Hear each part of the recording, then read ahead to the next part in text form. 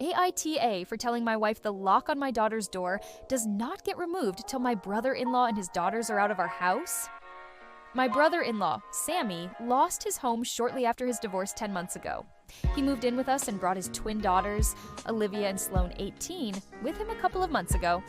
His sister, my wife and I have one daughter, Zoe 16, and she and her cousins aren't close but get along fine. Olivia and Sloane have no respect for Zoe's privacy, none. They used to walk into her room and take everything they get their hands on: makeup, phone accessories, clothes, school laptop, etc. Zoe complained a lot, and I've already asked the girls to respect Zoe's privacy and stop taking things. My wife and Sammy saw no issue with this. After all, they're girls, and this is typical teenage girls' behavior. I completely disagreed.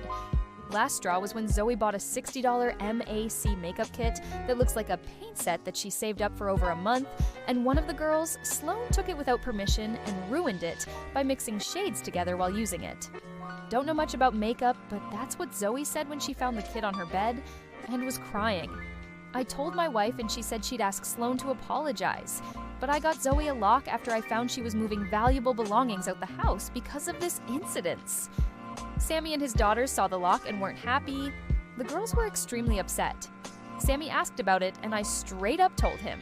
He said, "My daughters aren't thieves. It's normal that girls of the same age borrow each other's stuff." He said, "Zoe could easily get another makeup kit for $15 from Walmart and shouldn't even be buying expensive adult makeup in the first place," and suggested my wife take care of this defect in Zoe's personality, trying to appear older than she is.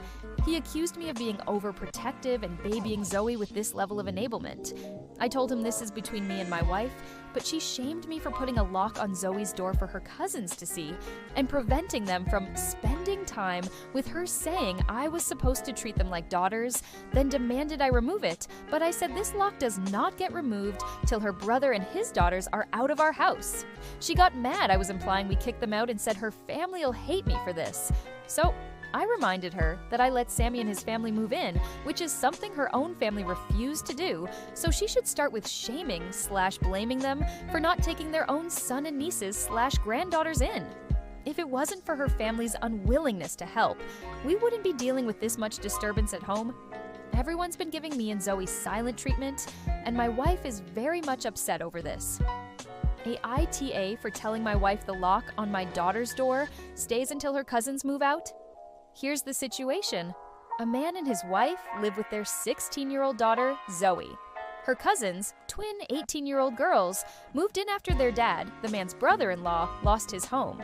While the teens get along, the cousins repeatedly invade Zoe's privacy, taking her belongings without permission. The last straw? Zoe saved up for an expensive makeup kit, and one cousin ruined it. The father installed a lock on Zoe's door to protect her possessions. He told his wife it wouldn't be removed until her brother and nieces moved out. Now the wife is upset, saying he's overreacting, shaming him for kicking family out, and the household is tense. Psychology angle. This is about boundaries, respect, and family systems. Adolescent privacy. Teens need a sense of autonomy to develop independence. Repeated boundary violations can harm trust and self-esteem. Installing a lock is a clear, healthy boundary. Parental protection versus enabling.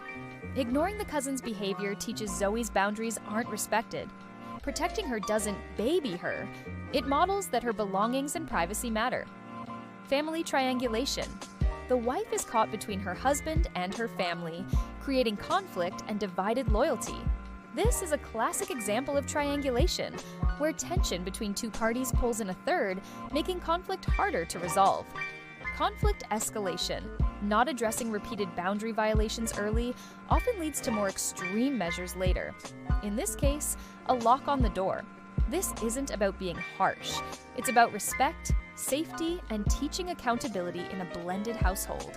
The question, is he overreacting or is he standing up for his daughter's rights? Drop your verdict below.